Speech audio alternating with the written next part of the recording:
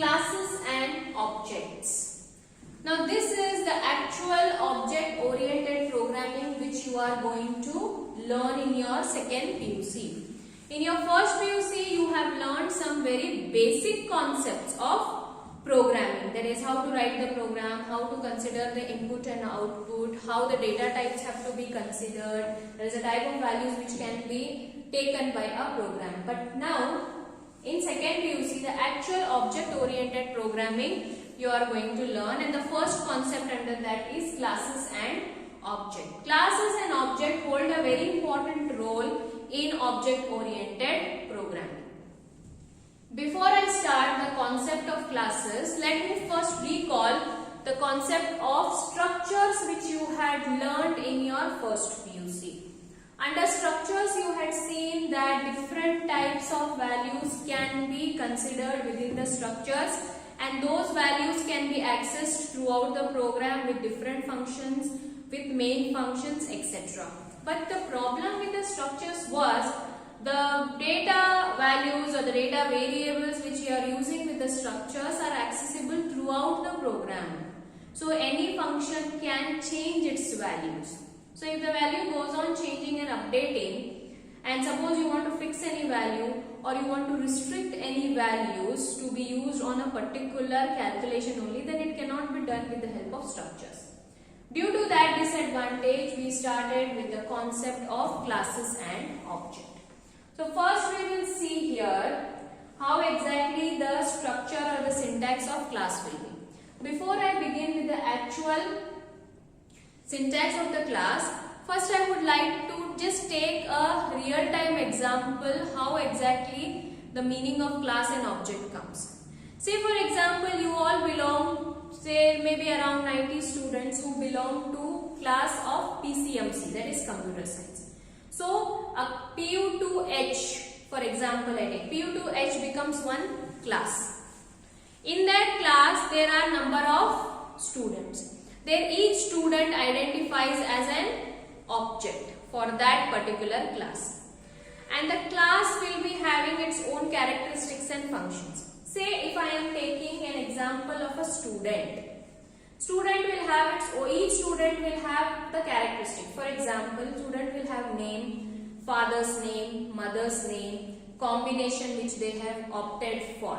These become different characteristics. So I have taken name, combination and father's name, for example, as 3 characteristics. If there are around 50 students in a class, all the 50 students are going to have these characteristics for sure. So in this way, this particular concept is even applied in programming also, wherein there can be a class, a group of elements together which will have similar characteristics. That's how we define a class. A class is a collection of objects with similar characteristics and behaviors. Behaviors here in the programming we consider it nothing but as functions. Say for example, if I consider the real-time example of the student itself, here behavior, that is the different operations which can be performed on the student as student will be writing examination, student result generation. These are the different aspects which can be associated with a individual child, right? So I repeat, let us take an example, second year H section, which is a computer science group, PCMC students. That particular group consists of 50 students. So each student can be considered as one object. So a class can be collection of objects which will have similar characteristics and behavior. So characteristic can be the name of the student, can be the combination of the student, can be the fees of the student given. These become the similar common characteristics for all the students of a class. And what are the operations that can be performed here? It can be student writing the exam, students compilation of the results, are the different operations which can be performed for each student. So these also become the common operations which are performed on the students. So that's how we incorporate this real-time activities in terms of programming. So a class can be defined as the collection of objects having similar characteristics. Now how exactly we are using it in terms of a program, let us see. First we should understand the general syntax of a class. So you observe here, I have written the term class. It is a keyword. It becomes a predefined keyword here. So whenever you do the programming with the class, it's compulsory you mention this keyword class, which will be followed by another term known as user defined name. That is, you are just giving the name for this class. It can also be termed as class name. So this class name can be any name of your choice which follows all the rules of identifiers. When you start writing the programming with the class, first write the keyword class. It should be followed by user defined name or the class name. This will be given by us itself, that is the programmer itself. Any name can be given following all the rules for identifiers. Next, we should go for the opening braces here. Now under this particular class, there are three ways in which the member data and member functions can be written. Here you observe there are three terms: private, public and protected. These three are actually access specifiers.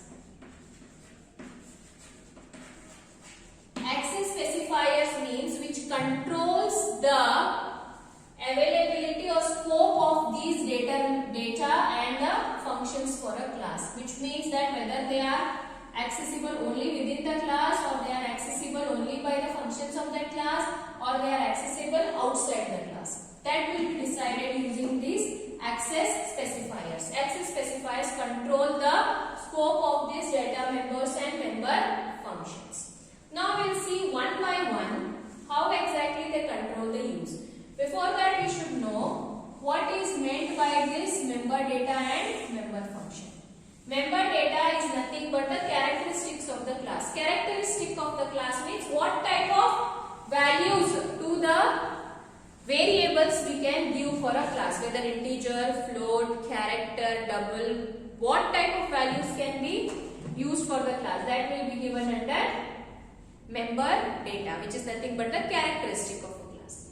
Then what are member functions? Member functions are nothing but the operations which can be performed on the objects of the class. Now this is the theoretical definition I am giving you, but when we start with the program, you actually come to know what is member data and member function.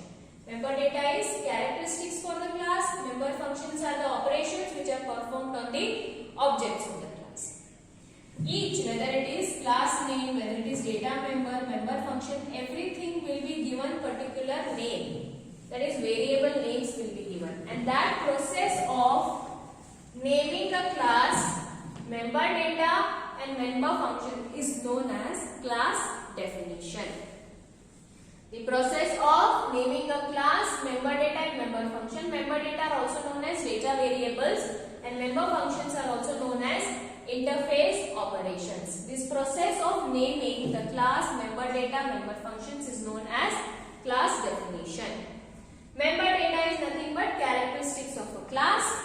Member function set of operations that are performed on the objects of the class. Now right now here we are only explaining how exactly the class is created. There is another process in which we will show how exactly the objects are being created for the class, because using object only we are able to work with the classes. So without objects, class cannot be of any use.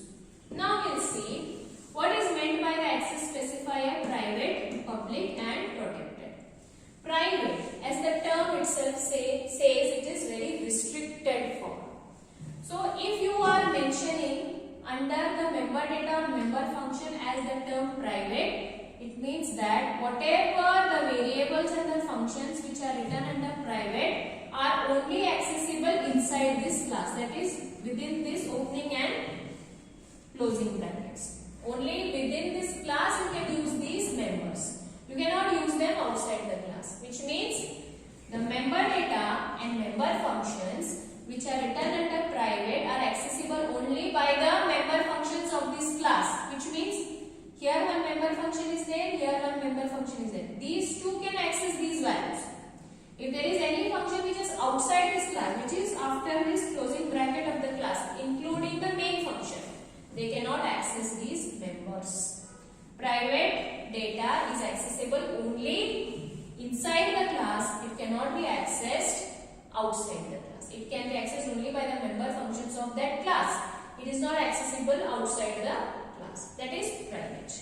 Then what is public? Again, the term itself makes it clear. It is available throughout the program. That is, these member data and member functions are accessible inside the class by any member functions inside the class, and is also accessible outside the class. That is, even the main function can access these values directly.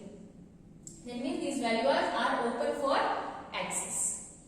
Coming to the protected, so if you have written any member data or member function under protected access specifier, which means these can be used by the member functions inside the class.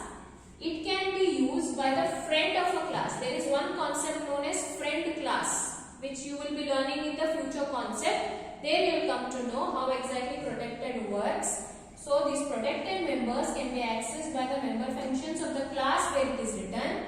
It can be accessed by the friend of a class, and it can be accessed by the derived class. So friend of a class and derived class are these two concepts which you will be learning in the next chapters to come.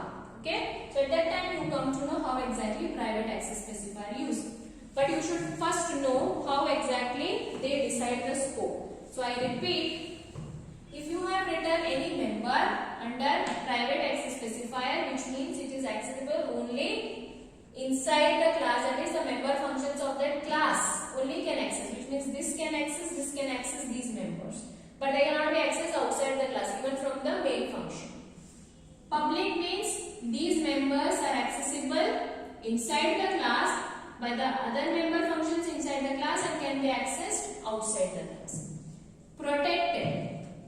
Protected means these member data and member functions under protected are accessible by the member functions of the class where it is written, is accessible by the friend of this class, is accessible by the derived class also. So this is the introduction to classes and objects. It shows how the general syntax of a class comes.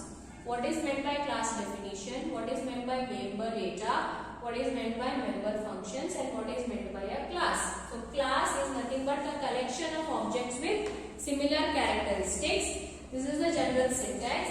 Class should be written, it is a keyword. User defined name is the name given by the programmer itself.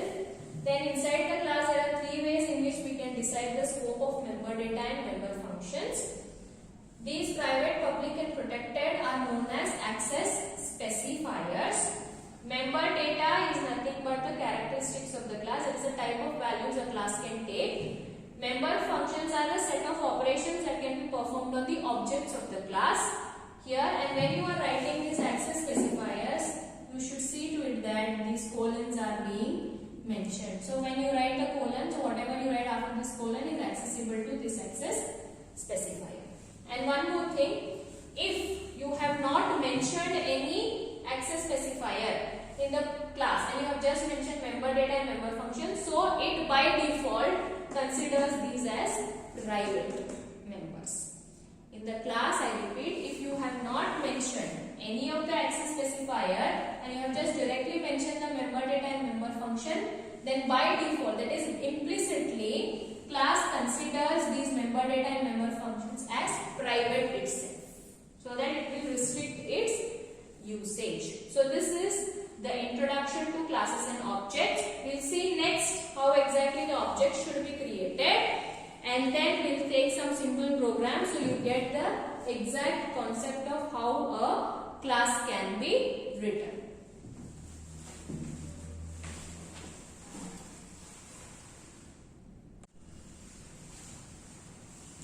Now, coming to the next concept of class declaration. What is this class declaration? It is nothing but representation of the objects of a class and what are the set of operations that can be applied to that object.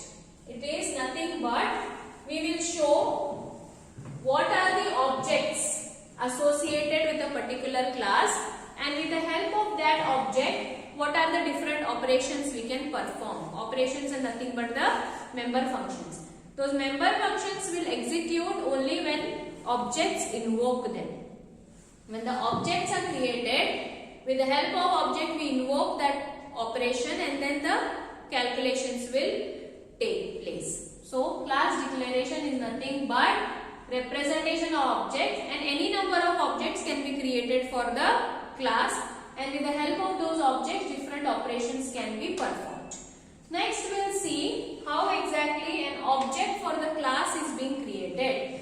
So here let's take the general syntax of it. To create the object, because to which class that particular object belongs is also very important. To identify that, we will first write the class name, that is a name given by the programmer. We will write the class name, and to that class we will create the object by giving some name to the object. So again, object name can be any identifier following the rules for identifier.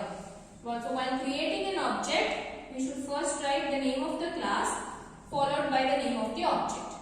After you create the object for that class, now this object can access the member data and member function. How it will access that member data and member function? You have to write the object name dot. This dot is termed as member access operator. So now this object will be able to access the member data and member functions which are related to this particular class. But I have said, now this particular object will be able to access only the public members of a class, because private cannot be accessed outside the class, protected cannot be accessed outside the class directly, because these object creation to access everything will take place in main function. Main function is written outside the class. So now this object will be able to access public data members and public member functions with the help of this member access operator. Next, how it accesses member function? Same way, name of the object dot, you will be writing the name of the function, member function, and if there are any arguments for those particular member function, that also can be mentioned here. With this you just get a general idea how the object is being created by specifying the class name by using the member access operator. But when we start doing programming, you get a clear picture how exactly the class is being written. Now considering this general syntax, I took an example here. Say first is class name. So I have taken a class name as student. For this particular class I have created one object, that is S. There is any name we can give here.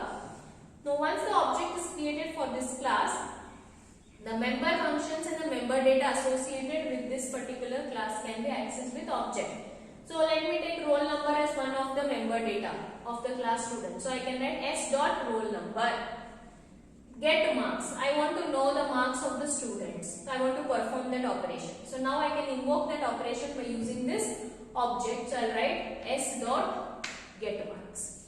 So now one more thing you ought to know. I am telling that invoking of the member functions can be done with the help of objects only. And now object will be able to access the member functions which are public. So you have to take care while writing the program, always put your member functions under public access specifier. If you don't put it under public access specifier, then there is no way out that you will be able to execute that function, because object will start execution from main function, and for any program, execution of a program starts with main. So see to it that in a program always the member functions are put under public access specifier so that processing can take place. So here in this particular concept of class declaration we have seen, it is class declaration is nothing but representation of the objects and the set of operations that can be applied to such objects. The syntax for accessing the members is, first we have to create the object for the class. Then with the help of object name, member data and member access operator, we are able to access the member data and member functions. Next we will see simple programs how to write with the help of classes and objects.